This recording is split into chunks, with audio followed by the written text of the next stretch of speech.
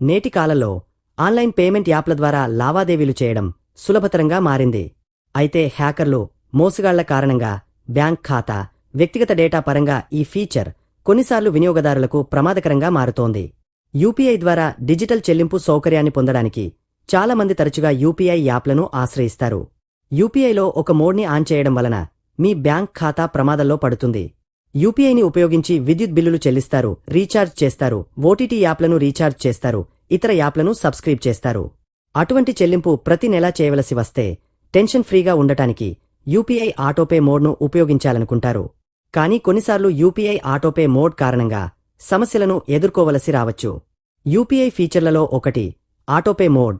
ఇది వినియోగదారులను ఆటోమేటిక్ చెల్లింపులు చేయడానికి అనుమతిస్తుంది. దీనికోసం వినియోగదారులు యూపీఐ పిన్ను నమోదు చేయవలసిన అవసరం లేదు. ఒకసారి యూపీఐ పిన్ని నమోదు చేయడం ద్వారా మీరు యూపీఐ పిన్ని నమోదు చేయకుండానే భవిష్యత్తులో సులభంగా చెల్లింపు చేయవచ్చు. మీరు నెలవారీ చెల్లింపు చేసే ఓటీటీ యాప్ల కోసం లేదా పేమెంట్ చేయని వాటి కోసం ఆటోపే మోడ్ను ఆన్లో ఉంచినట్లయితే కొన్నిసార్లు బ్యాంక్ ఖాతా నుండి డబ్బు ఆటోమేటిక్గా కట్ అయిపోయే అవకాశముంటుంది. ఎందుకంటే బ్యాంకులో ఒకసారి ఆటోపే సౌకర్యం ఎనేబుల్ అయి ఉంటే ఆ కంపెనీలు మీకు అవసరమున్నా లేకపోయినా డబ్బు లాగేస్తూనే ఉంటాయి. ఉదాహరణకు మీరు ఒక యాప్ ఒక నెల యూజ్ చేయాల్సిన అవసరం వచ్చింది. అప్పుడు మీరు దానికి చెల్లించాల్సిన డబ్బుని యూపీఐ ద్వారా చెల్లించారు. అయితే నెల తరువాత మీకు ఆ యాప్తో పనిలేదు. మీరు ఈ ఆటోపే విషయం మర్చిపోయారు. కానీ యాప్కి చెందిన సంస్థకు మాత్రం మీ బ్యాంక్ అకౌంట్ నుంచి ఆటోమేటిక్గా డబ్బు చేరిపోతుంది.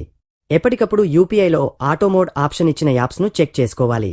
వాటిలో అవసరం లేదు అనుకున్న యాప్స్కి సంబంధించిన ఆటో పే మోడ్ ఆఫ్ చేసుకోవాలి.